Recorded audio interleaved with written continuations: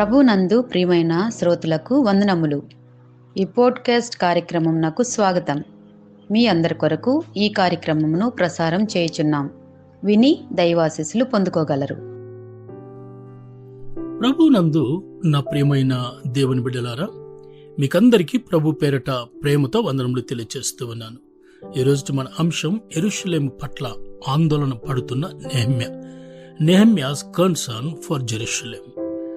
నెహెమ్యా రాజైన అర్తషస్త దగ్గర గిన్నెనందించేటటువంటి ఉద్యోగస్తుడై ఉన్నాడు.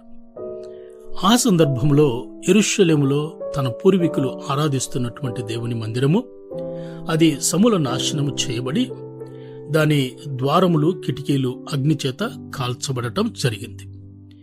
ఆ సందర్భంలో అక్కడి నుండి కొంతమంది నెహెమ్యా దగ్గరికి వెళ్లి ఈ విషయాన్ని తెలియచేస్తారు.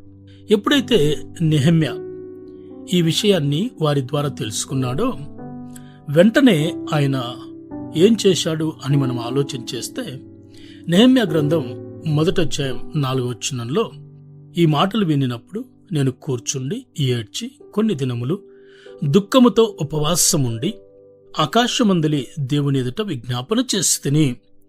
ప్రియ దేవుని బిడ్డలారా, ఎప్పుడైతే ఇన్సిడెంట్ జరిగిందని నెహెమ్యాకు తెలిసిందో వెంటనే ఆ సమస్య పరిష్కారం కొరకు నెహెమ్యా దేవుని సన్నిధిలో సమయం గడుపుతూ ఏడుస్తూ కొన్ని దినములు ఉపవాసముతో దేవుని దగ్గర విజ్ఞాపన చేసేటటువంటి మంచి అలవాటు కలిగినటువంటి వ్యక్తిగా ఉన్నాడు.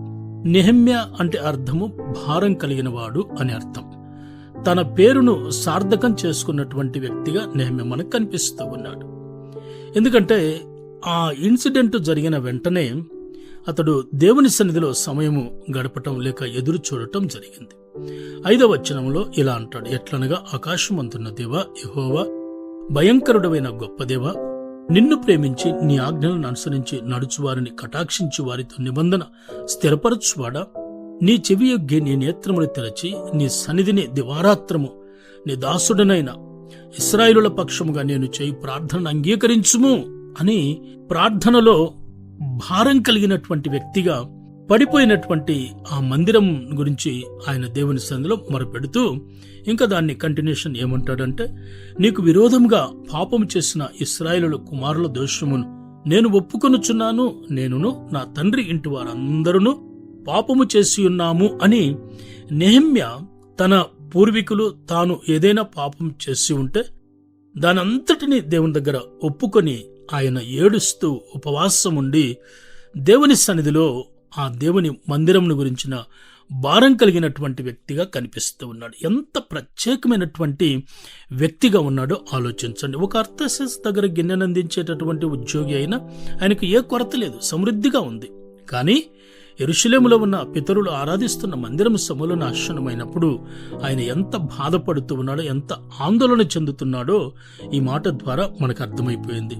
హగ్గై గ్రంథం 1వ అధ్యాయం 2వ వచనంలో మనం చూస్తే అక్కడ ప్రవక్త అయిన హగ్గై అంటాడు, యెహోవా మందిరమును కట్టుటకు సమయం ఇంకా రాలేదని ఈ జనులు చెప్పుచున్నారే. 4వ వచనంలో, ఈ మందిరము పాడయ్యుండగా మీరు సరంబి వేసిన ఇళ్లలో నివసించుట ఇది ఎంత సమయము, ఇదెంత న్యాయము అంటాడు.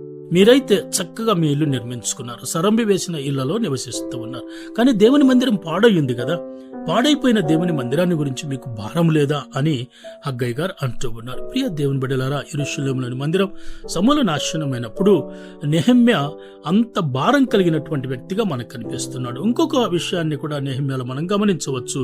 అదే నెహెమ్యా గ్రంథం 2వ అధ్యాయం 2వ వచనంలో ఇలా వ్రాయబడింది, కాగా రాజు నీకు వ్యాధి లేదు కదా, నీ ముఖము విచారముగా ఉన్నదేమి, నీ హృదయ దుఃఖము చేతనే అది కలిగినదని నాతో అనటం ప్రారంభం చేశాడు. అంటే ఆ ఇన్సిడెంట్ అతడు విన్నప్పుడు అతని మనస్సులో బాధపడుతూ ఉన్నట్టు ఆ బాధను అన్యరాజు అయినటువంటి అర్తషస్త గమనించాడు.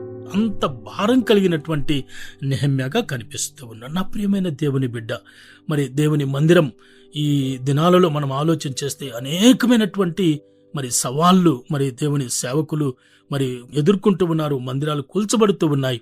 మరి నా యొక్క భారం ఏమిటి అని నేను తెలుసుకొని భారం కలిగినటువంటి వ్యక్తులముగా ఉండి ముందుకు సాగాలని ఈ కొద్ది మాటలు ప్రభుపేట నేను తెలియజేస్తూ ఉన్నాను. దేవుడు తన మాటలను దీవించునుగాక.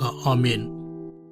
ఈ కార్యక్రమమును గూర్చి మీ సలహాలు మరియు మీ ప్రార్థనా అవసరతల కొరకు మమ్మను సంప్రదించవలసిన మా ఫోన్ నంబర్ 9408508503 మరియు email ID info@fibaonline.org.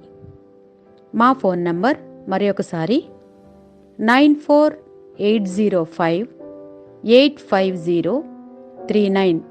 Email ID info@fibaonline.org.